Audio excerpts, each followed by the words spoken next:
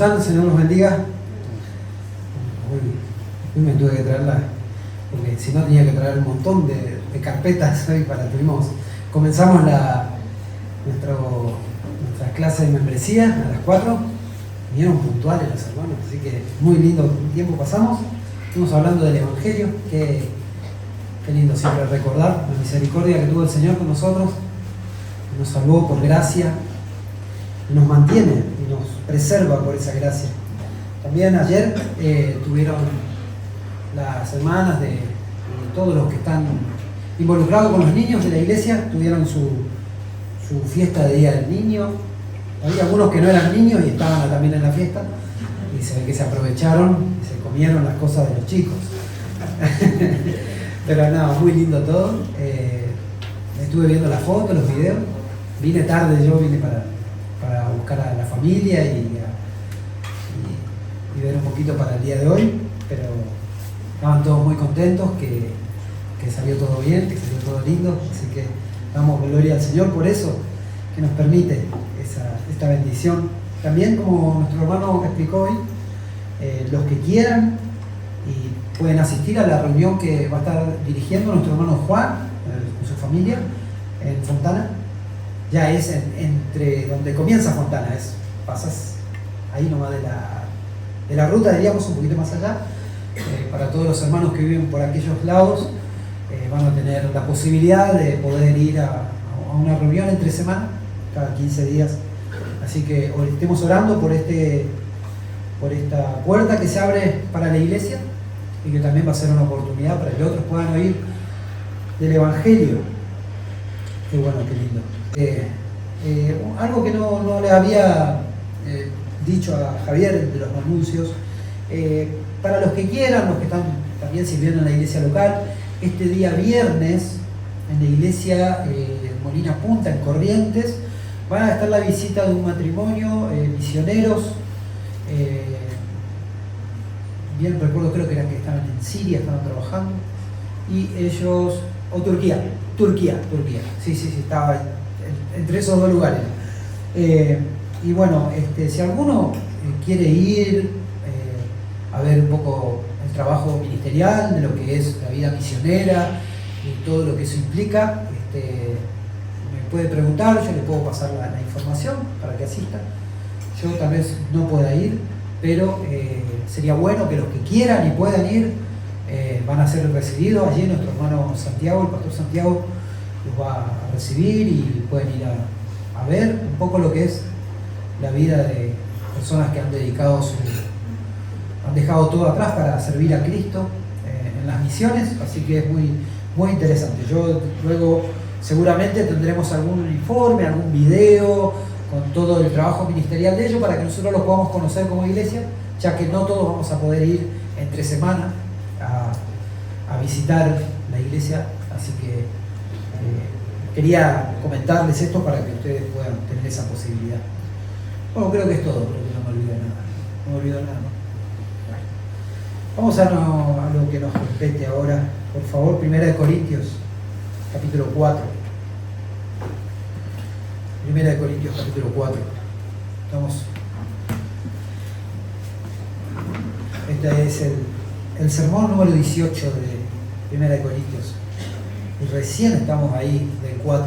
Todo que nos falta todavía. Qué preciosa la carta a los Corintios, ¿no? Qué fuerte todo lo que estamos viendo, y también, ¿no?, de alguna manera, como el mal ejemplo de los Corintios también desnuda las cosas que hay todavía en nuestro corazón, ¿no? Desnuda nuestros propios problemas, nuestro propio orgullo, nuestro pecado, las cosas que a veces todavía divagan un poco en nuestra mente, en nuestro corazón. Aunque no las hagamos, a veces son expuestas por la palabra de Dios y muy tremendo, ¿no? El título del sermón de hoy es El remedio para la arrogancia. No es un título muy amigable, pero bueno, espero que pueda ser ese remedio para la arrogancia que tenemos a veces, nuestro orgullo. Vamos a versículo 9 al 13, solamente vamos a exponer esos versículos, 4 versículos. 4 o 5 versículos. 4, perdón. Dice así la palabra de Dios. Porque según pienso, Dios nos ha exhibido a nosotros, los apóstoles, como postreros, como a sentenciados a muerte, pues hemos llegado a hacer espectáculo al mundo, a los ángeles y a los hombres. Nosotros somos insensatos por amor de Cristo, mas vosotros prudentes en Cristo. Nosotros débiles, mas vosotros fuertes. Vosotros honorables, mas nosotros despreciados. Hasta ahora padecemos hambre, tenemos sed. Estamos desnudos, somos abofeteados y no tenemos morada fija. Nos fatigamos trabajando con nuestras propias manos. Nos maldicen y bendecimos. Padecemos persecución y la soportamos. Nos difaman y rogamos. Hemos venido a ser hasta ahora, como la escoria del mundo, el desecho de todos. Señor, te pido tu bendición. Que nos ayudes por favor a exponer con claridad tu palabra. Señor, dependemos de ti y de que tú iluminas nuestro entendimiento hoy, nos ayudes con el poder de tu Espíritu Santo a recibir tu palabra, a entenderla y que tú nos fortalezcas para ponerla por obra. Háblanos, Señor, por favor, por tu palabra. Amén.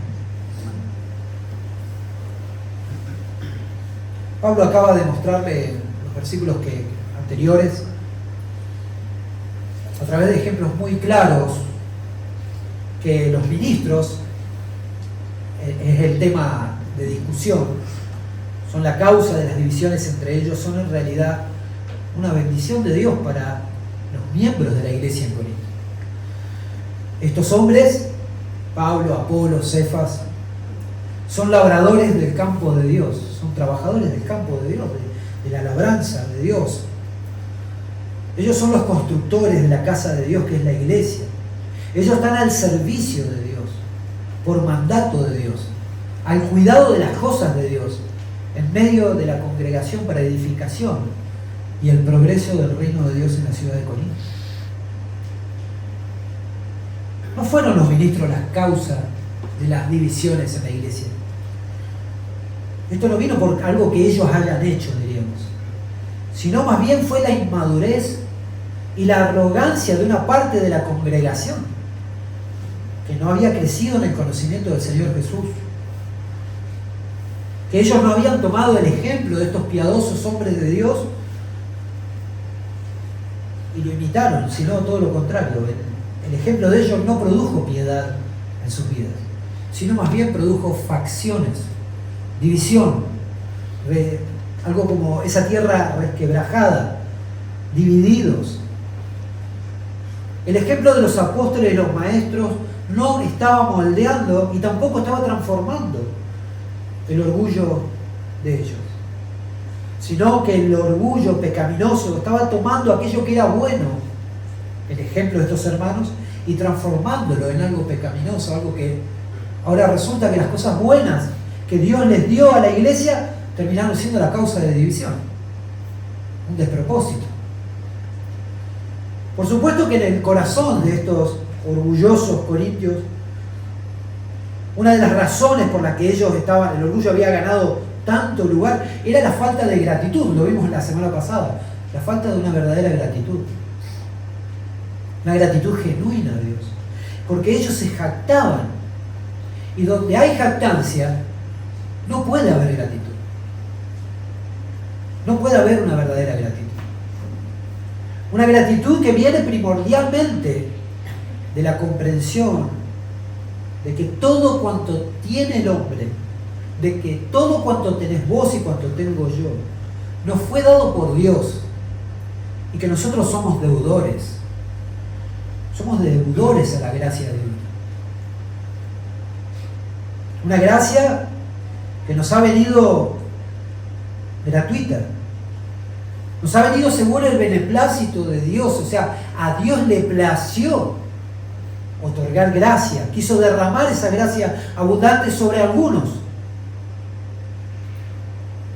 En este caso, este grupo de hermanos, claramente imperfectos, claramente pecadores, salvados por gracia, santos posicionalmente, pero todavía pecadores. pero Dios quiso derramar gracia sobre este grupo. Hombres indignos, pero ellos estaban llenos de orgullo todavía. Estaban tan llenos de orgullo que se creían unos mejores que otros y se estaban dividiendo. Esta realidad de la gracia de Dios no produjo en ellos sino jactancia, un sentimiento de orgullo, de arrogancia, en la que algunos se creían más distinguidos que otros. Algunos se sentían de alguna manera mucho más importante que el resto de sus hermanos. Y así se estaban haciendo daños unos a otros. Claro que nosotros ya tenemos en mente en esta serie expositiva de 1 Corintios el contexto de ellos, ¿no? Ellos están atravesados, su manera de vivir, de pensar, por el pensamiento filosófico de los estoicos, ¿no? Usted puede ver, si quiere, acompáñame ahí al verso 8.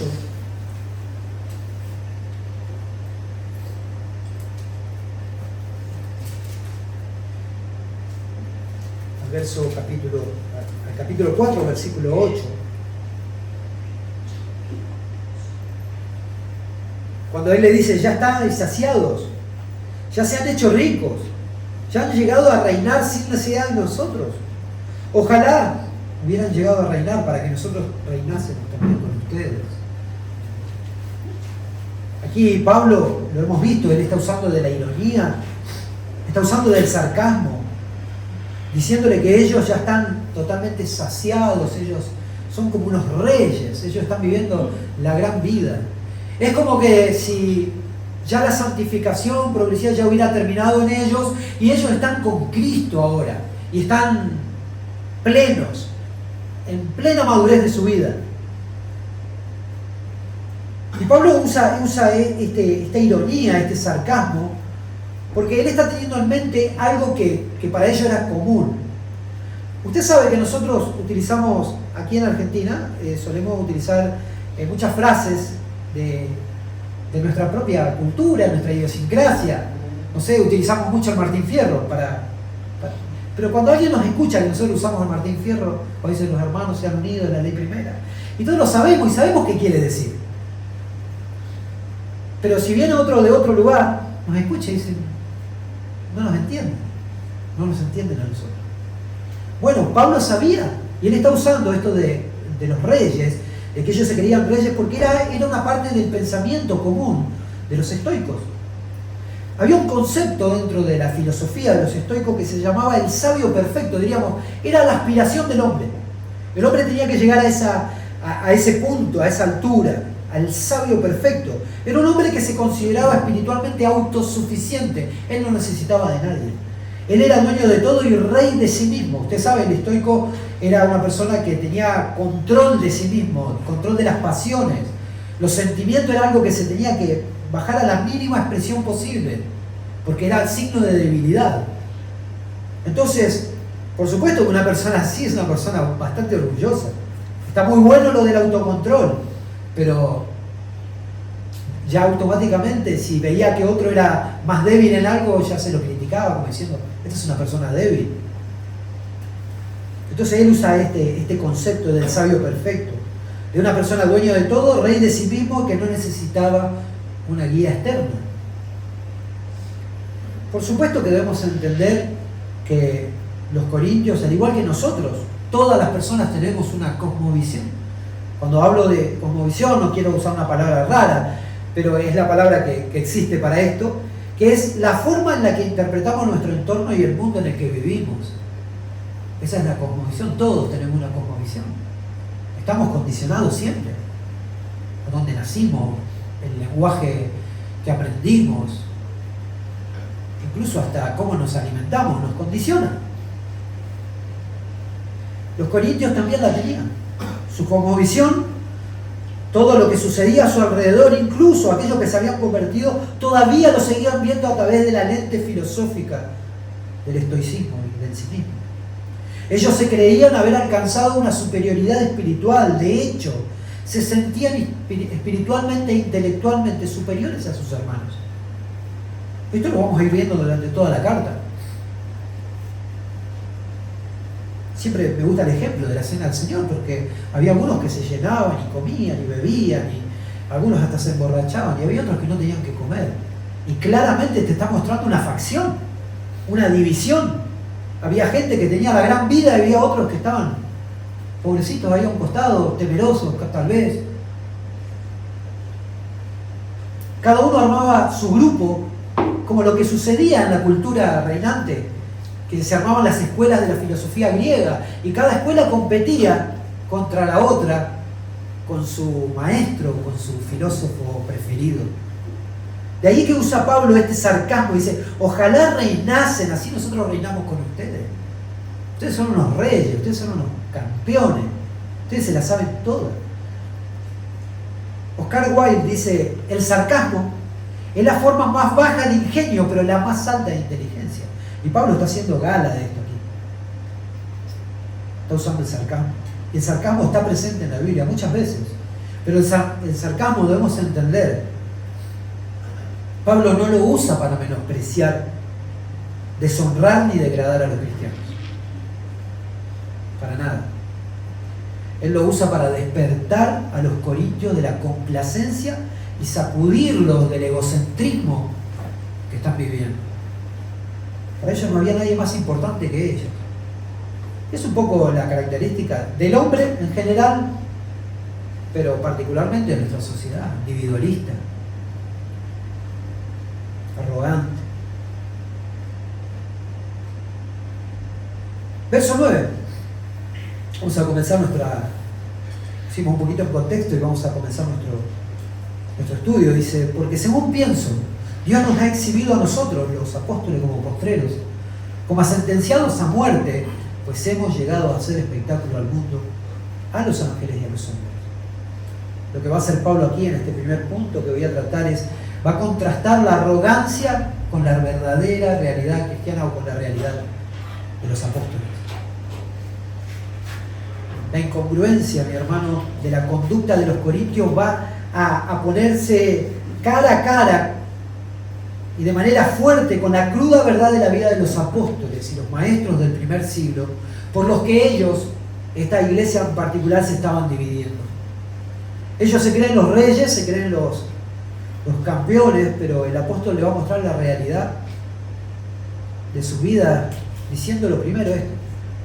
Ustedes se creen los reyes y creen que están reinando, ojalá estemos reinando, así nosotros podemos reinar con ustedes.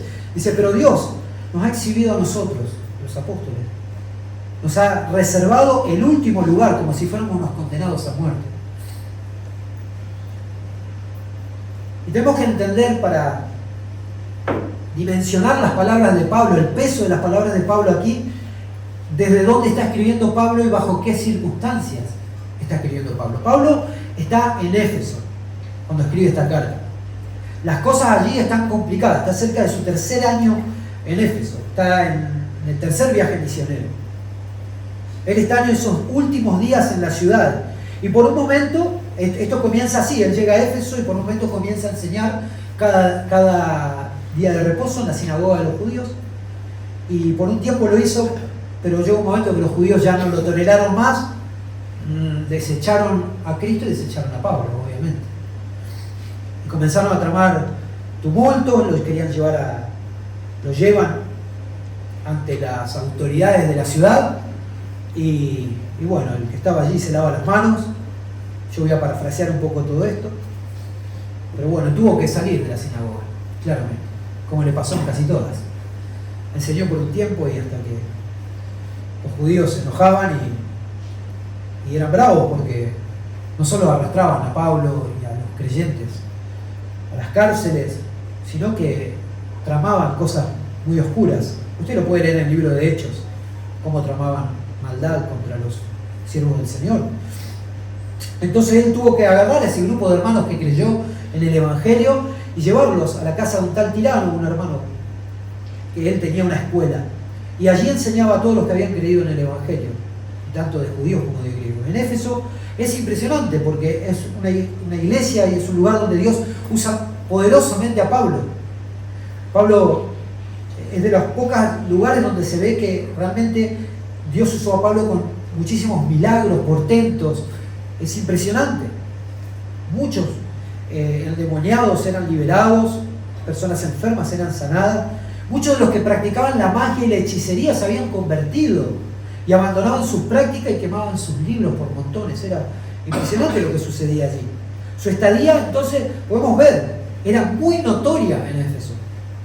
Y la tensión cada vez era más grande. Y él, a todo esto, se le sumaba las noticias que él recibió de la iglesia en Corintio, que estaba un desastre. Que estaba todo pata para arriba en Corintio. Él allí en Éfeso estaba trabajando duramente con sus manos para sostenerse, y debemos pensar que no solo estaba buscando sostenerse él, sino tener para sostener a otros. Pablo no era un egocentrista, él no estaba pensando en su bienestar.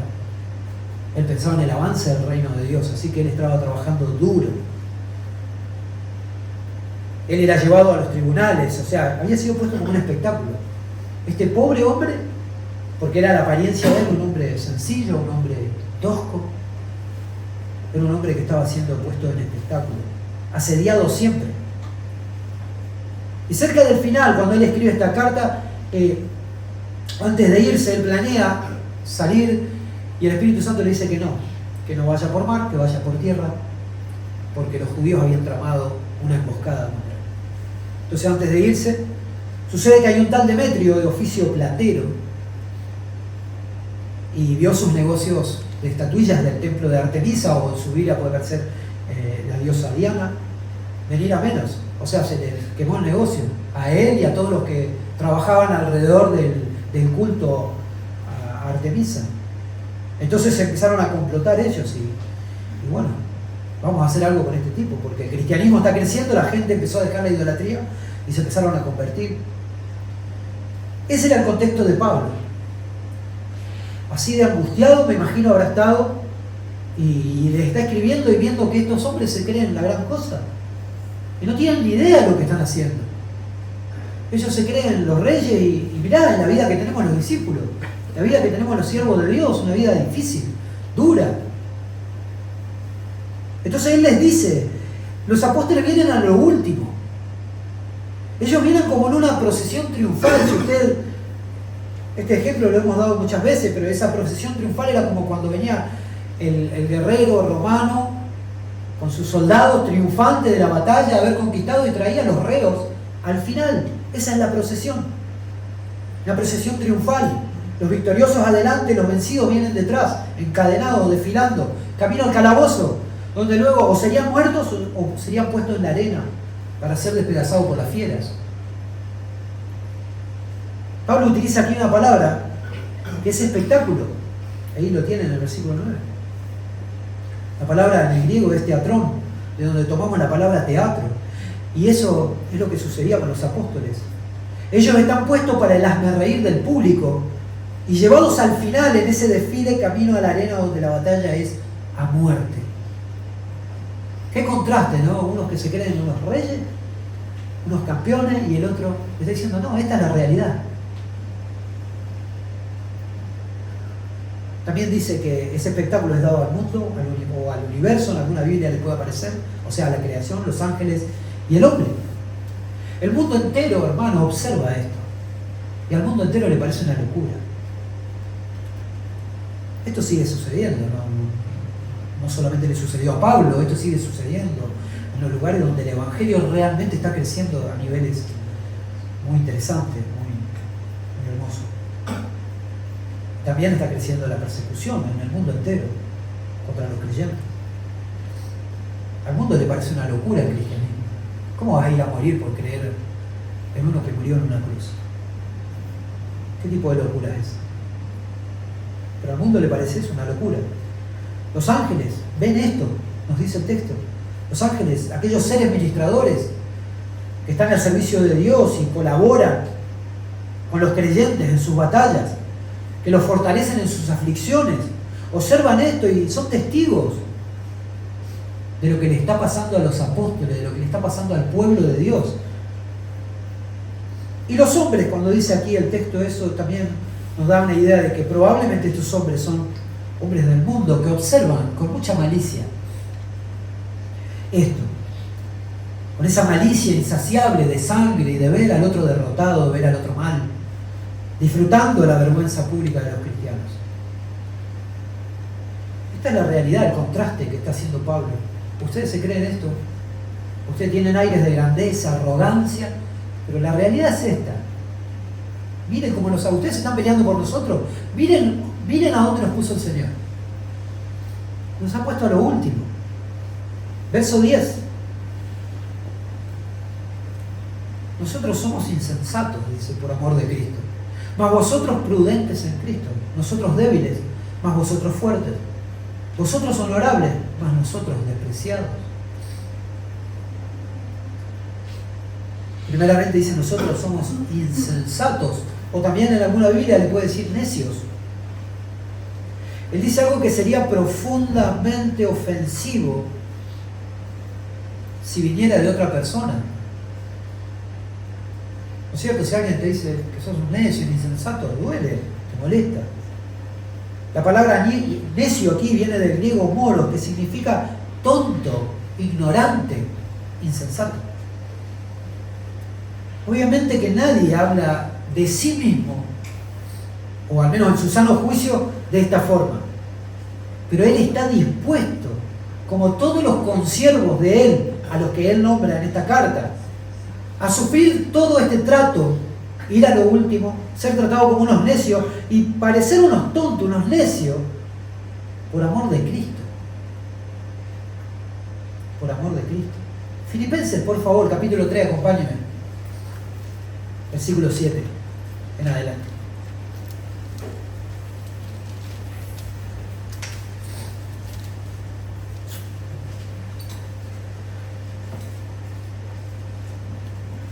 Filipenses 3, 7 dice: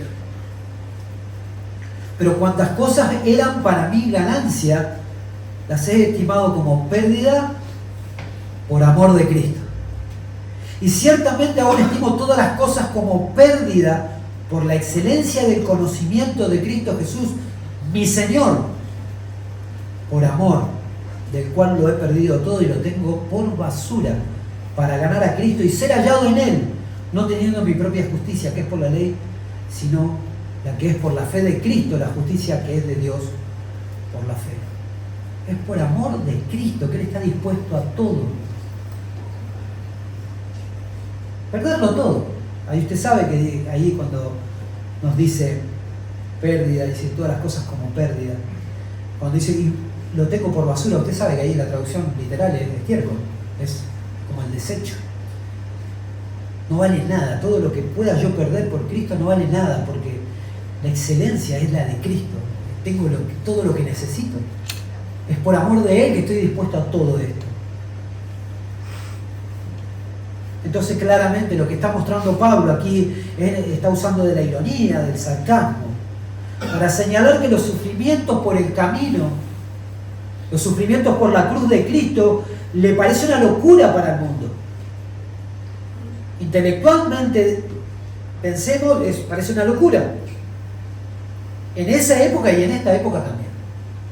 Y si no piensa, usted, yo no sé si a usted le ha pasado, pero por supuesto que a nosotros, a muchos de nosotros nos ha pasado. ¿Sí? ¿Qué estás haciendo? Ahí en la iglesia, con la Biblia. Ustedes son todos santos, ustedes son todos bonitos. Ustedes son todos pecadores. ¿No te lo dicen? Estás perdiendo el tiempo, vos no te pones a hacer plata, no te pones a hacer otra cosa. Hay muchas cosas para conocer, para disfrutar. ¿Qué haces todos los domingos ahí? Buscando que otros puedan conocer. Le pasaba a Pablo y le pasa a todo verdadero cristiano.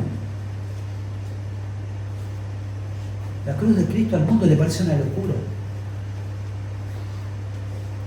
Por supuesto que el cristiano es puesto como un tipo de espectáculo. Vamos a Hechos 14, 19.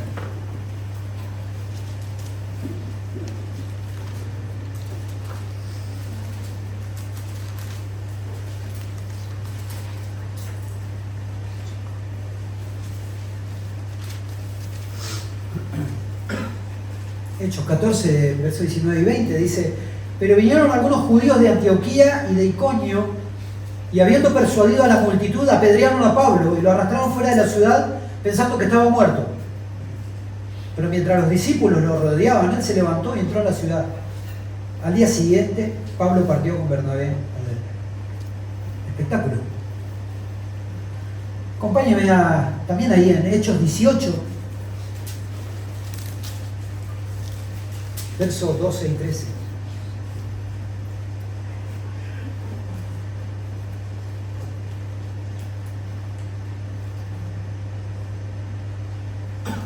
Aquí tenemos otra vez el espectáculo, ¿no? 18, versículos 12 y 13. Pero siendo Galión procónsul de Acaya, los judíos se levantaron a una contra Pablo y lo trajeron ante el tribunal, diciendo: este persuade a los hombres a que adoren a Dios en forma contraria a la ley. Espectáculo. Lo llevaban de aquí para allá, exponiéndolo, queriendo exponerlo a la vergüenza. Dice: nosotros necios, mas vosotros prudentes. Allí prudentes tiene un significado interesante, que es aquella persona que confía en su propio conocimiento. Ellos creían que se las sabían todas acerca de Cristo. ¿De qué tipo de locura, no? Pensemos, si tuviéramos al apóstol Pablo enseñándonos y nosotros creemos: nada, este no sabe nada. Sería una locura nosotros que conocemos un poquito de las Escrituras. Bueno, pero esta era la actitud, porque en la segunda carta a los Corintios, él tiene que hacer una defensa de su apostolado. Porque ellos ya habían abrazado a los falsos maestros y lo rechazaban a él. No, este mira la pinta que tiene. Este no es un buen maestro. Mirá, está todo el tiempo enfermo, habla mal, sufre, a donde va lo golpean, lo garrotean, la pasa mal. Y yo no quiero un maestro así. Yo no quiero un perdedor. Así pensaban. Nosotros necios, vosotros prudentes, que confían en su propio conocimiento. Y obviamente este es un sarcasmo. El mundo cree que Pablo y los siervos de Cristo son unos tontos. Esa es la verdad. 1 Corintios 1:18. La palabra de la cruz es, ¿lo recuerdan? Es necedad para los que se pierden. Es necedad para los que se pierden. Pero para nosotros, los salvos, es poder de Dios. Poder de Dios.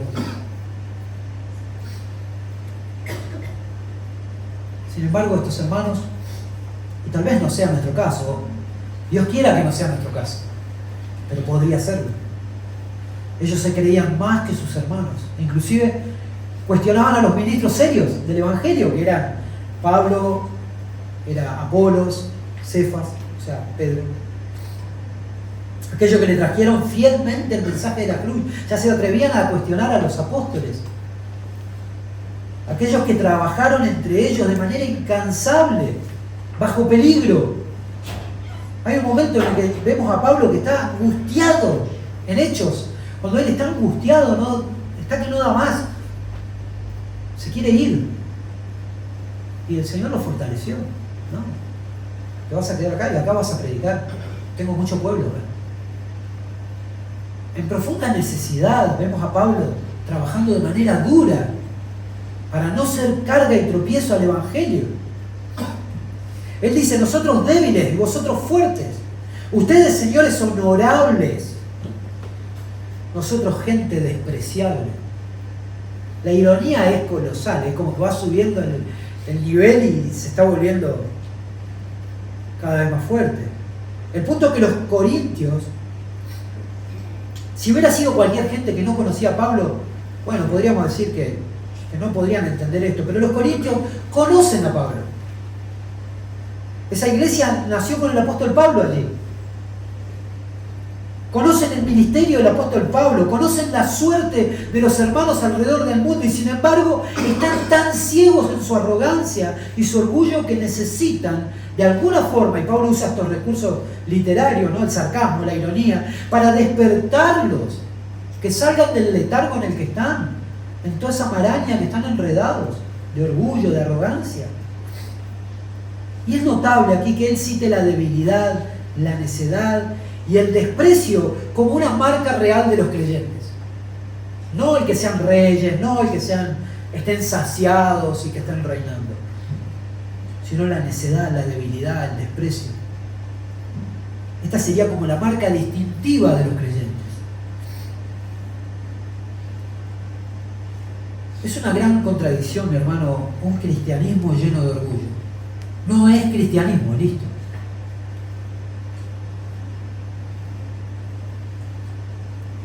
Ellos se creían los reyes, ¿no? Y era la característica de ellos por cómo estaban atravesados por la cultura, por la filosofía de su época.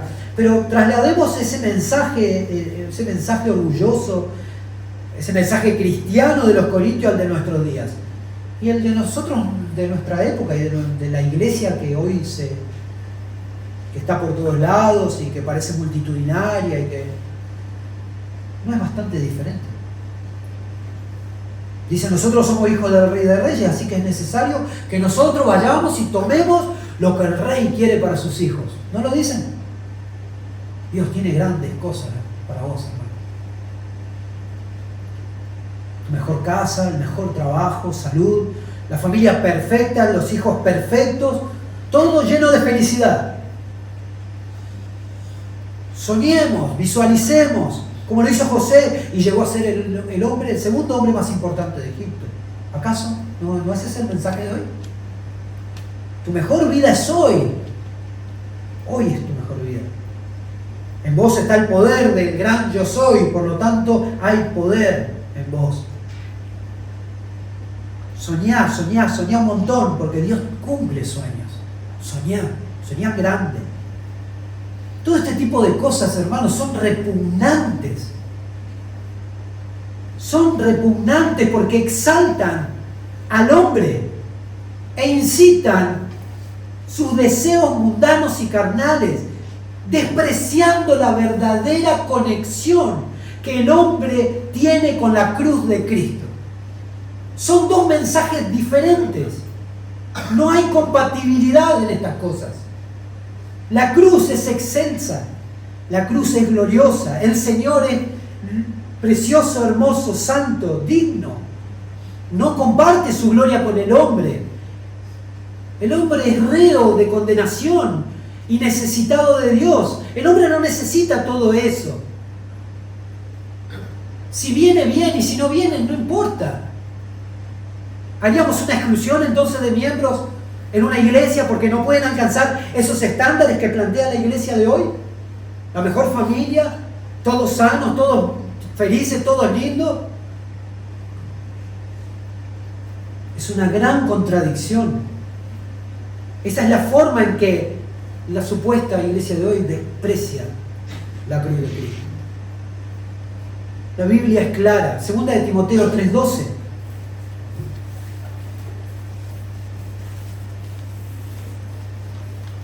Segunda de Timoteo 3:12 nos dice lo siguiente: y en verdad, todos los que quieren vivir piadosamente en Cristo Jesús serán perseguidos. O sea, van a tener problemas por Cristo. Vas a tener problemas por Cristo. Verso 13: pero los hombres malos e impostores irán de mal en peor, engañando y siendo engañados. Seguirán en su círculo de engaño y de gente que quiere ser engañada, y engañadores que se retroalimentan de gente que quiere ser engañada, y eso se sigue retroalimentando. Pero si querés ser cristiano, de verdad querés seguir a Cristo, no va a ser fácil. Cuando dice serán perseguidos, no todos los cristianos son perseguidos, tenemos que entender eso. Pero todos vamos a pasar problemas. Y tendremos que validar nuestra fe en Cristo a través de diferentes dificultades. No porque seamos salvos porque pasemos pruebas, sino porque es necesario para nuestro bien. Porque hace bien a nuestra alma. Porque el Señor dijo que así va a ser. En el mundo tendréis aflicción, no temas. Yo vencí el mundo. Pero estos hermanos están engañados, están cegados por el orgullo, por la arrogancia, y necesitan urgente la medicina. Entonces Pablo le está diciendo: miren, ustedes están peleando por nosotros, a ver cuál es mejor maestro, esto que el otro. Miren, ustedes se creen unos capos, ustedes se creen unos reyes, pero la realidad es esta de los discípulos. Esta es la realidad de los apóstoles. Nosotros no la pasamos bien, pero estamos dispuestos a todo por Cristo. El apóstol está dando la cruda realidad de los siervos de Dios de aquellos años y de muchos otros años de la historia. Pensemos, ya que él está citando a los apóstoles y a los maestros del primer siglo. Hagamos un poquito de repaso para los que nunca han ojeado un poco, leído acerca de la historia de la iglesia. ¿Qué pasó con los discípulos del Señor? ¿Qué pasó con los apóstoles? Pedro murió crucificado boca abajo en Roma por orden de Nerón en el año 65. Andrés murió atado en una cruz en forma de X en Grecia tras predicar varios días. Santiago el mayor, el hijo de Zebedeo, fue decapitado con una espada en Jerusalén por el rey Herodes Agripa I. Santiago el menor, el hijo de Alfeo, fue lanzado desde la parte alta del templo en Jerusalén y fue rematado a golpes cuando cayó.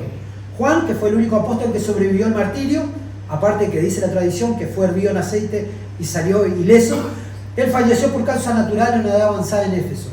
Felipe, la tradición indica que sufrió el martirio, aunque algunos relatos varían entre crucifixión y la muerte por tormento. Igual, fue un mártir en Turquía. Bartolomé, se cree que fue despellejado vivo y crucificado en Armenia.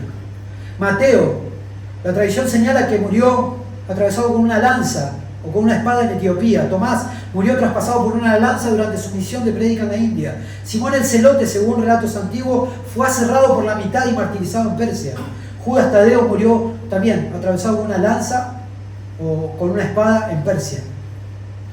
Judas Iscariote sabemos que murió, se ahorcó y fue reemplazado por Matías. Según la tradición popular, fue lapidado, murió apedreado. Yo realmente, a mí me asombra, porque este mensaje que les pasaba a esta gente de los Corintios es lo que sucede hoy. Es la triste realidad de las congregaciones, que todos quieren ser reyes, todos quieren tener la mejor vida. Vamos a Hebreos capítulo 11, por favor.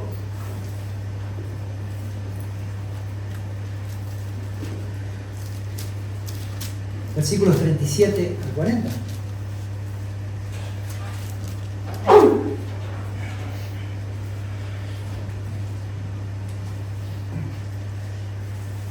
Del 36 vamos a leer. Dice, otros experimentaron insultos, azotes, hasta cadenas y prisiones. Fueron apedreados, aserrados, tentados, muertos a espada, anduvieron de aquí para allá, cubiertos con pieles de oveja o de cabras, destituidos, afligidos, maltratados, de los cuales el mundo no era digno. Errante por los desiertos y montañas, por cuevas y cavernas de la tierra. Y todos estos, habiendo obtenido aprobación por su fe, no recibieron la promesa, porque Dios le había provisto algo mejor para nosotros, a fin de que ellos no fueran hechos perfectos sin nosotros. Todos sufrieron. Segunda de Corintios, capítulo 1, verso 8 al 11.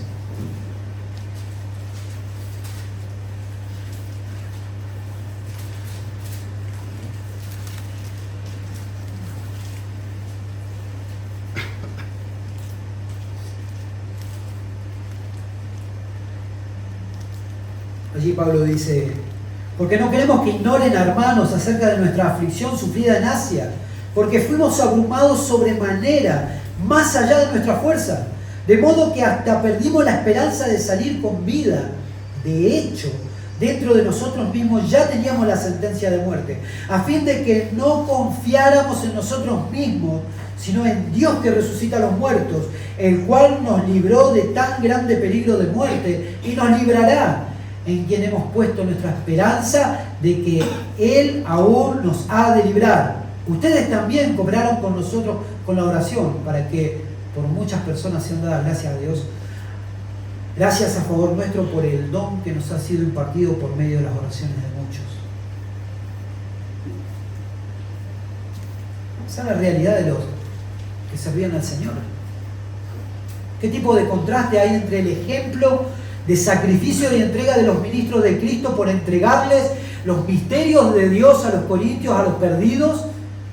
¿Qué tipo de amor a estos hombres los consume, que son capaces de negarse a las cosas lícitas de la vida? Porque casarse es lícito, emprender un trabajo, tener una casa, tener cosas, hijos, éxito en esta vida, es lícito. Pero ellos se negaron incluso a todas estas cosas deseables, y estuvieron dispuestos a perderlo todo por amor de Dios y de su pueblo. ¡Qué contraste!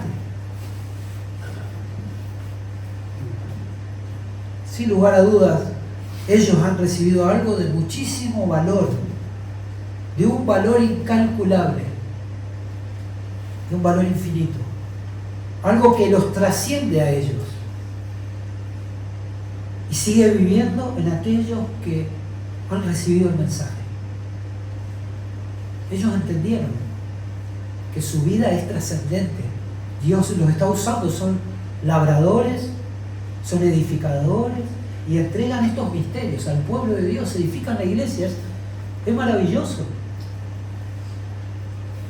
Pero qué triste contraste, qué tristes palabras las que le está dando Pablo a los corintios, porque ellos tienen aires de grandeza. Y la arrogancia los está consumiendo y está haciendo que se levanten unos contra otros. Sigue diciendo el verso 12: nos fatigamos trabajando con nuestras propias manos. Y hasta ahí vamos a parar, justo tenemos un punto y coma, porque lo otro lo pasamos para la parte final. Pablo le está diciendo: nos fatigamos trabajando con nuestras propias manos. El mismo Pablo y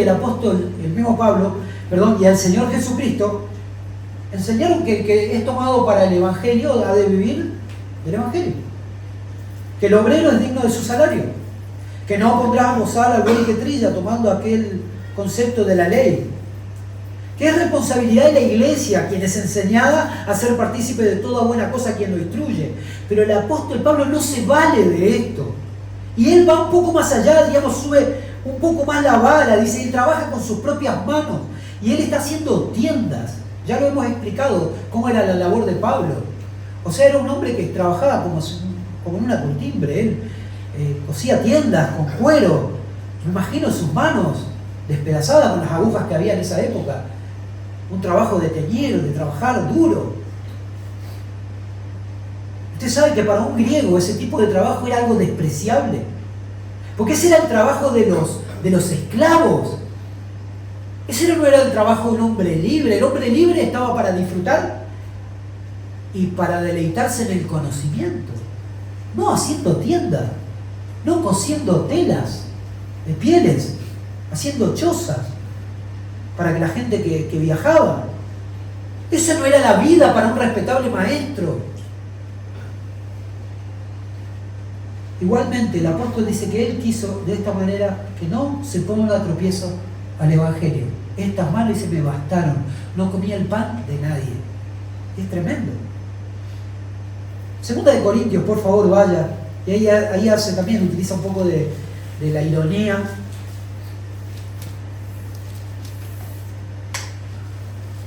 Segunda de Corintios, capítulo 11, versos 23 al 28.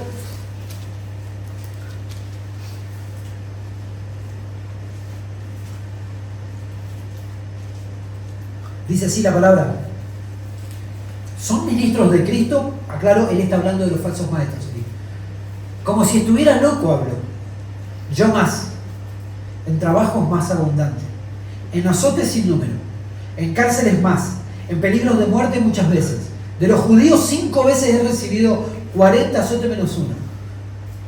3 veces he sido azotado con varas, 1 vez apedreado. 3 veces he padecido naufragio, 1 noche y 1 día he estado como náufrago en alta mar. En camino muchas veces.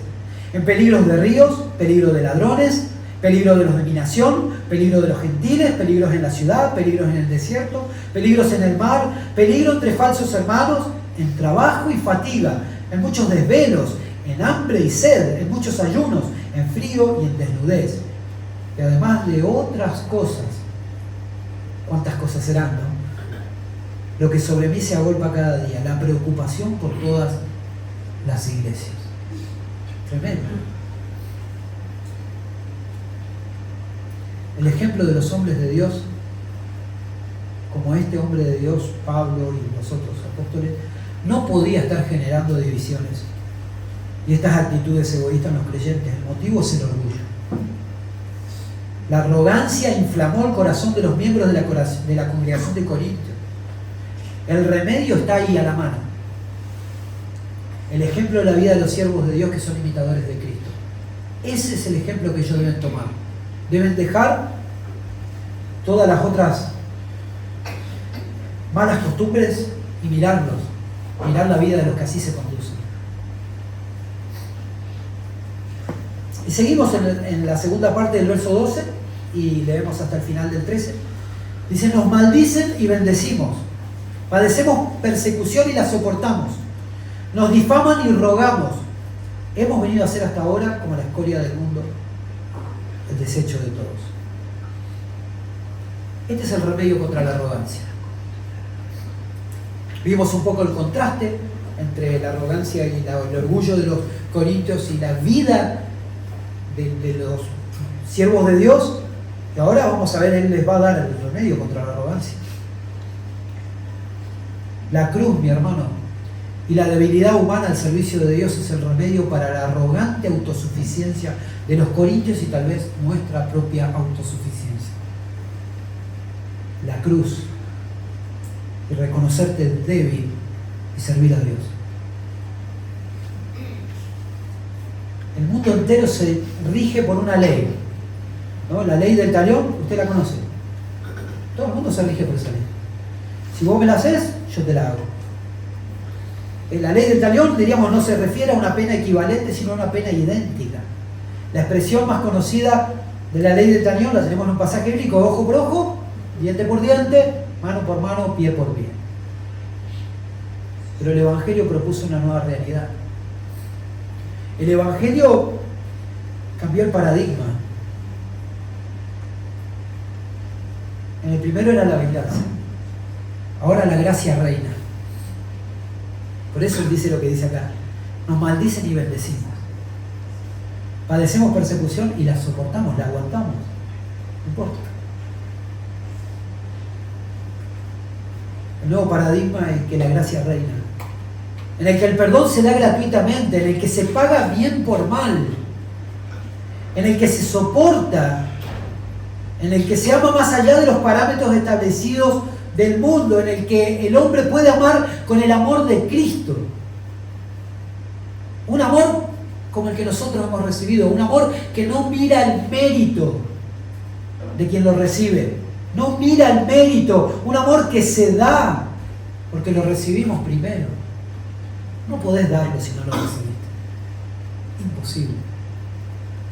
En un momento va a volver a salir a la luz la misma cosa, el mismo problema, el mismo rencor, la misma deseo de venganza. Es la cruz donde se terminan los pleitos. Es la cruz donde podemos ofrecer perdón, porque a nosotros se nos otorgó un perdón infinito, impagable. Es allí donde se puede entregar esto.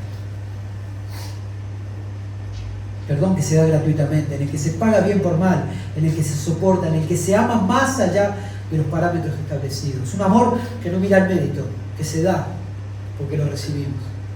Que no juzga desde la arrogancia, que no juzga desde el orgullo, sino desde el lugar consciente de que Él mismo recibió gracia y amor cuando no lo merecía. Solo alguien que experimentó esta gracia en su propia vida puede dar de gracia a otro esto. No hay otra forma, no hay mucho misterio. Lucas 6, versículos 28 y 29.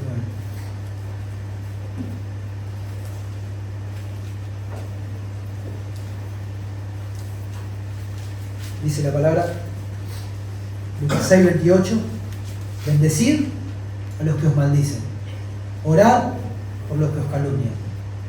Al que te hiera una mejilla, preséntale también la otra, y al que te quite la capa, ni aún la túnica le niegues. Romanos 12, 19, podemos usar muchos versículos, yo elegí algunos. Romanos 12, 19, no os venguéis vosotros mismos, amados míos, sino dejad lugar a la ira de Dios, porque escrito está: mía es la venganza, yo pagaré al Señor. Primera de Pedro 3, 16 al 18.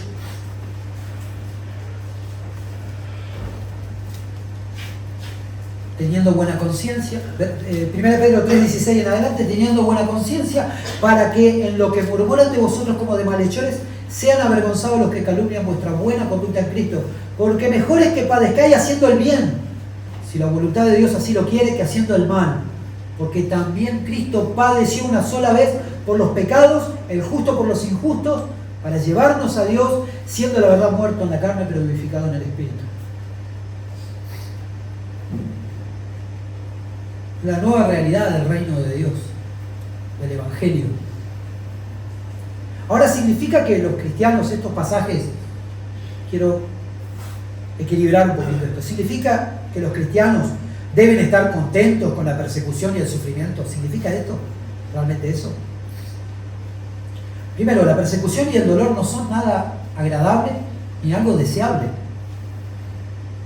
Sería como decir que si alguien disfruta de esto, no es más que un tipo de masoquismo espiritual.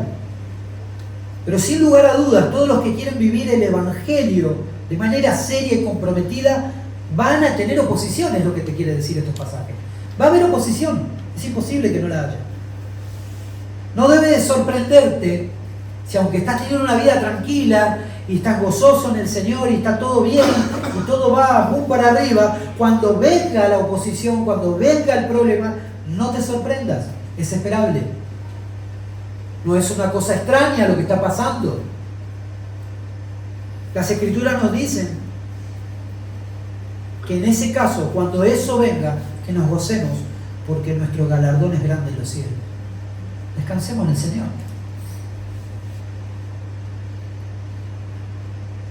Hay algo tremendo que sucede cuando hay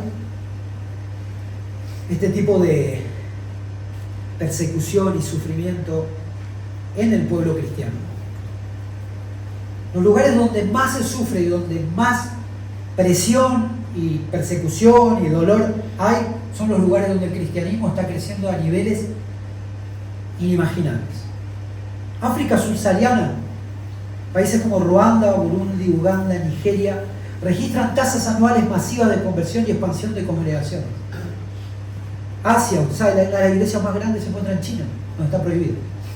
Cuenta con millones de fieles en redes de iglesias locales, mientras naciones como Nepal, Vietnam y la India están experimentando un auge notable.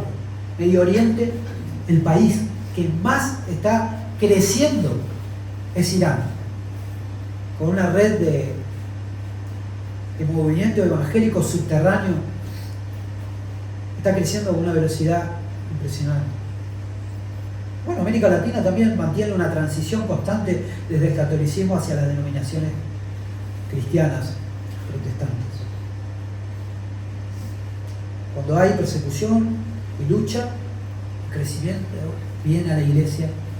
Y ni hablar, nosotros que estamos en contacto con las iglesias reformadas en todo el país y estamos viendo el crecimiento.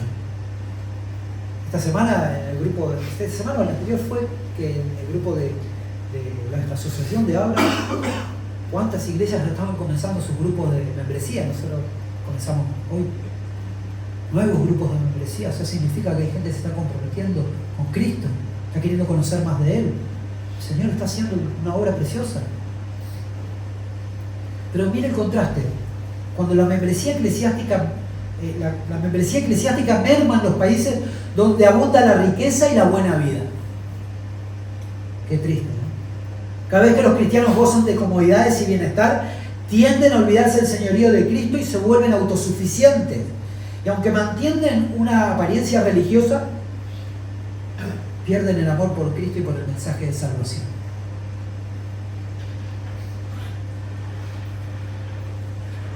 Ahora, ¿significa esto también que los cristianos deben procurar ser pobres para mantenerse vivos de alguna manera espiritualmente? Como los apóstoles, ¿no? Eran perseguidos y todo esto y sufrían y también tenían muchas necesidades. ¿Significa que nosotros tenemos que hacer esto de ninguna manera? No es así. La propia Escritura nos muestra que hay grandes hombres de Dios que fueron muy bendecidos y que fueron de mucha bendición a otros. Pero no es lo que debemos esperar para todos. Eso debemos entender. No debemos esperar esto para todos, porque no es coherente este tipo de uniformidad. Ya que si, un ejemplo, todos son ricos, ¿cómo se va a dar el unos a otros? ¿Cómo algunos van a poder ser generosos en dar y otros en acciones de gracia y gloria a Dios por poder recibir? y todo va trabajando de esa manera, si todos son millonarios, no puede pasar. Aparte no es coherente, es una cuestión lógica, de sentido común. El remedio para la arrogancia, mi hermano, es el Evangelio de la gracia de Dios. Y lo tenemos retratado de manera escondida en la parte, las palabras del verso 13, en la parte final. Léalo, dice: hemos venido a ser hasta ahora como la escoria del mundo, el desecho de todos. A mí me parecía raro, ¿viste? Como que vuelve a repetir un poco lo que ya dijo, y empecé a investigar un poquito más. A veces en los receptores de la carta está un poco el secreto de lo que el texto a veces nos quiere decir. Y es interesante lo que él dice con esto. Vinimos a hacer la escoria del mundo, el desecho de todos. Acá la palabra que se utiliza es peristema, que significa desecho. Y en la literatura griega se usaba muy a menudo esta palabra en conexión con un sacrificio, con parte de la liturgia que tenían en su cultura, unos sacrificios que se hacían una vez al año de criminales, o a veces se hacían de personas con deformidades físicas, personas que estaban en situaciones muy, muy vulnerables. Esas personas eran la escoria de la sociedad. Se decía que estas ofrendas se hacían para el beneficio de la sociedad. La festividad se llamaba pármacos. Era una práctica de chivo expiatorio de la antigua Grecia, cuando en momentos de crisis, o al menos una vez al año, en la fiesta de las Targerias, se elegía una persona marginada, a menudo con discapacidad física, deformidades o considerada fea, para cargar con los males de la comunidad y purgar así la ciudad. De la misma forma, los apóstoles, mira el recurso que utiliza Pablo aquí, de la misma forma los apóstoles son representantes de Jesús, quien fue tenido como un criminal y fue crucificado por el bien del pueblo. En este pasaje tenemos escondido, sí, el Evangelio. Acompáñenme por favor a Isaías 53.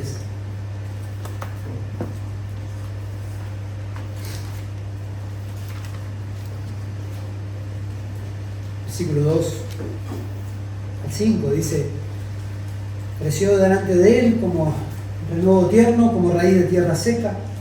No tiene aspecto hermoso ni majestad para que lo miremos, ni apariencia para que lo deseemos. Fue despreciado y desechado de los hombres, varón de dolores y experimentado en aflicción, y como uno quienes de los hombres esconden el rostro. Fue despreciado y no lo estimamos. Ciertamente Él llevó nuestras enfermedades y cargó con nuestros dolores. Con todo nosotros lo tuvimos por azotado de Dios, por herido de Dios y afligido. Pero Él fue herido por nuestras transgresiones, molido por nuestras iniquidades. El castigo de nuestra paz cayó sobre Él, y por sus heridas hemos sido sanados.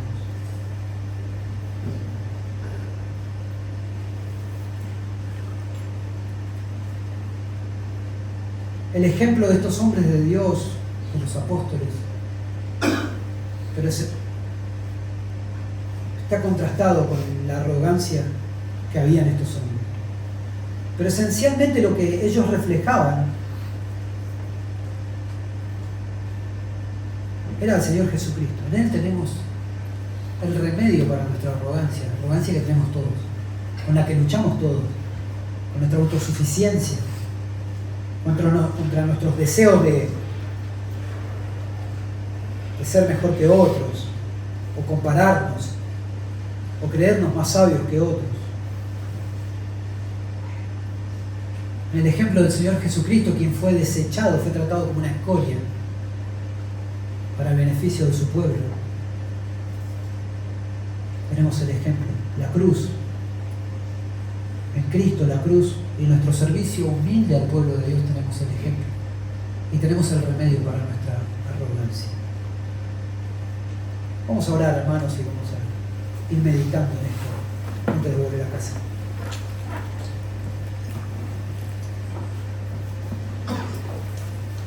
Señor, te damos gracias por este tiempo ante tu palabra, por este tiempo hermoso que hemos tenido, en que pudimos adorarte a través de cada canción, a través de cada himno, cada lectura y devocional. Todo nos apunta a ti, Señor. Que nosotros somos necesitados y tú eres el bien que nosotros necesitamos. Que tenemos hambre y tú eres el pan para nosotros. Que tú eres el manantial donde poder saciar nuestra sed. Señor, te rogamos, por favor, que meditemos hoy en tu palabra, meditemos en estos ejemplos de gente que estuvo antes que nosotros, que entregó todo por ti. Y que ese ejemplo, Señor, nos transforme, nos conduzca a Cristo. Gracias, Señor, por este día, gracias por esta preciosa reunión que hemos tenido. Sigue trabajando en nuestros corazones, sigue trabajando en nuestras vidas. Te lo pedimos en el nombre de Jesús. Bendice a tu pueblo, Señor, acompáñalos, obra en sus vidas, en sus corazones. Y todo para la gloria de tu Hijo Jesús. Amén. Puedes saludar a tus hermanos.